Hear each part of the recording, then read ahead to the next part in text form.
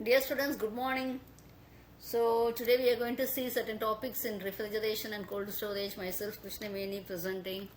So this is actually regarding some topics from your fifth unit. Okay, cooling load and also heating load calculations and all. So what is meant by cooling load? So first we have to say that what is the rate at which the heat has to be removed from a space in order to maintain a proper desired temperature and humidity. Okay, so it is the rate at which the sensible and the latent heat must be removed from the space. Okay, so that we would have desired a tribal temperature and humidity, so that we have to maintain, right? So what we are going to do, so that is we call it as a cooling load. So it is the rate of heat removal. So the sensible heat into the space will be causing the temperature to rise and all, while latent heat is associated with the rise of moisture content. So that is we are going to see. So what are the cooling load components, we'll see to it. Okay, so the sensible heat will be from the conduction through roofs, walls, windows and skylights as a cooling sensible load and coil load. Okay, so solar radiation through windows. Okay, so through windows or sky heights and all, we go for this sensible heat, space load and coil load. Okay, conduction through ceilings and all, also that. Latent heat will be normally associated with people, equipments, infiltration, ventilation, etc., or other things and all, lights and all. Okay, so everything sensible load will be normally including all these items, this coil load, everything else. Okay, so next one we are going to see what will be the factors affecting the cooling load.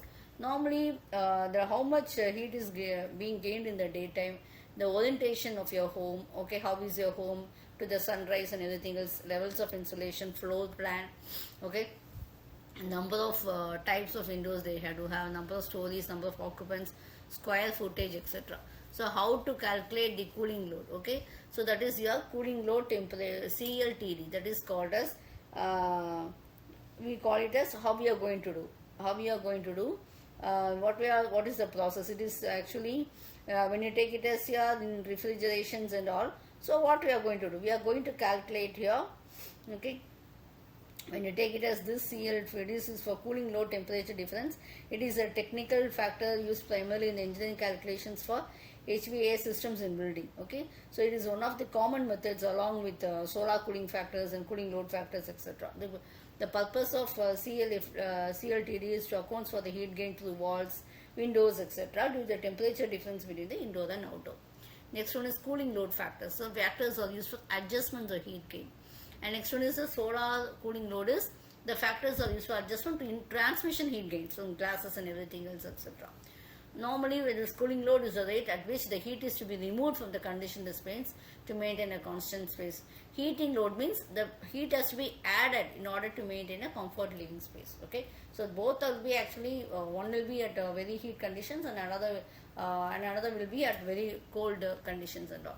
So normally the heat gain will be the rate at which the heat will be entering either to sensible or either through latent heat and all. Okay, so normally the cooling load determinations will be we'll have external load, that is the conduction load through building envelope, or solar heat gain through glasses, the ventilation loads or infiltration loads. Internal loads may be occupants load, equipment load and also the lighting load.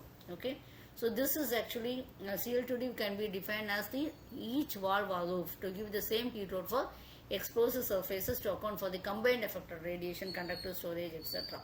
So normally we have radiation and conduction heat gain or convection heat gain, etc.